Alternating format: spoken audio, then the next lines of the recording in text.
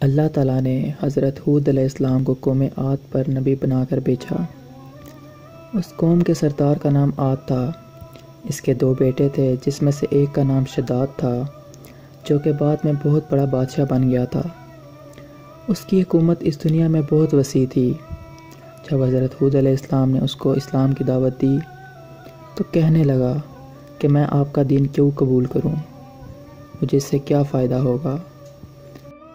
تو حضرت ہود علیہ السلام نے فرمایا کہ یہ دنیا عارضی ہے، اگر تو ہمارا دین قبول کرتا ہے اور ایمان پر مرتا ہے تو اللہ تعالیٰ تجھے جنت عطا کریں گے جس میں تو ہمیشہ رہے گا۔ لیکن وہ مردود کہنے لگا مجھے تیرے خدا کی جنت کی ضرورت نہیں، میں اپنی جنت خود تیار کر لوں گا، کیونکہ میرے پاس بہت سارا خزانہ اور دولت ہے، اور میں اس جنت میں دنیا جہاں کی عیش و عشرت رکھوں گا۔ اس کے بعد بادشاہ نے جہاں تک اس کی حکومت تھی تمام علاقوں اور ملکوں کے بادشاہوں اور وزیروں کو خط لکھے جو سب اس کے تابع تھے کہ اپنے اپنے علاقوں کو چھاننے اور سب سے منفرد اور ہموار جگہ کا علم مجھے دیں تاکہ میں وہاں جنت تیار کر سکوں۔ پھر بادشاہ نے اپنے قاصدوں کو بھیجا کہ جاؤ ملک ملک اور شہر شہر سے سونا، چاندی، مشک، عنبر، زعفران، موتی، ہیرے جواہرات جمع کر کے لاؤ۔ بعد میں خطہ عرب میں ایک خاص جگہ جنت بنانے کے لیے مقرر ہوئی۔ پھر 3000 استادوں کے زیر نگرانی جنت کی تعمیر شروع ہوئی۔ پھر جنت کی بنیاد سنگ مرمر سے رکھی گئی اور اس کی دیواریں سونے اور چاندی سے اٹھائی گئیں۔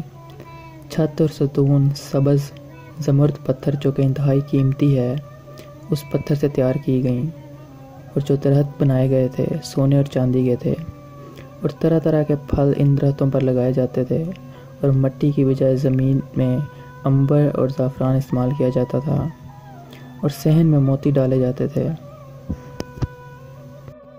اور بادشاہ نے جیسا اللہ کی جنت کے بارے میں سن رکھا تھا ویسے ہی شراب اور شہد کی نہریں بنوائی گئیں۔ اس نے اپنی جنت میں 4 میدان بنوائے اور وہاں ہر میدان میں 1,00,000 سونے کی کرسیاں رکھوائیں، اور ہر کرسی کے سامنے ہزاروں قسم کے کھانے اور نعمتیں رکھی گئیں۔ جنت کی تکمیل 300 سال میں ہو گئی۔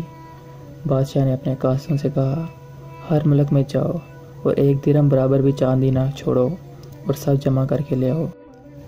نوبت یہاں تک آ پہنچی، ایک چھوٹی بچی کے دوپٹے میں 1 درہم چاندی بندھی ہوئی تھی، وہ بھی ان ظالموں نے چھین لی۔ بچی کی ماں فریاد کرتی رہی کہ 1 درہم چاندی کے علاوہ ہمارے پاس کچھ بھی نہیں ہے، لیکن ان ظالموں نے ترس نہ کھایا۔ تبھی اس بڑھیا نے اللہ کے سامنے عرض کی یا اللہ انصاف کر اور اس ظلم سے ہمیں چھٹکارا دے۔ اس بڑھیا کی فریاد اللہ تعالیٰ نے قبول کر لی۔ بادشاہ 10 سال سے اپنی بنائی ہوئی جنت دیکھنے کا ارادہ کرتا، لیکن اللہ کو بھی منظور نہ تھا۔ بادشاہ نے ملک ملک سے خوبصورت لڑکیاں جمع کروائیں اور اپنی جنت میں بھجوا دیں۔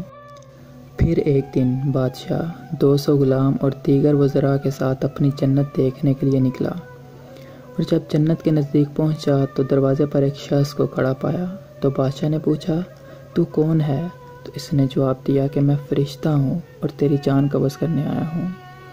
تو بادشاہ نے کہا مجھے مہلت دے کہ میں اپنی بنائی ہوئی جنت دیکھ سکوں۔ لیکن فرشتے نے کہا کہ اللہ کا حکم ہے کہ تو اپنی بنائی ہوئی جنت نہ دیکھ سکے۔ تبھی بادشاہ نے کہا کہ چل مجھے گھوڑے سے تو اترنے دے، لیکن فرشتے نے کہا اس کی بھی اجازت نہیں۔ تبھی بادشاہ کا ایک پاؤں رکاب میں اور دوسرا جنت کے دروازے پر تھا کہ اس کی جان قبض کر لی گئی، اور ایک فرشتے نے آسمان سے ایسی زوردار آواز لگائی کہ اس کے ساتھی بھی سب مر گئے، اور اللہ تعالیٰ نے اس جنت کو زمین بوس کر دیا تاکہ اس کا قیامت تک کوئی نشان باقی نہ رہے۔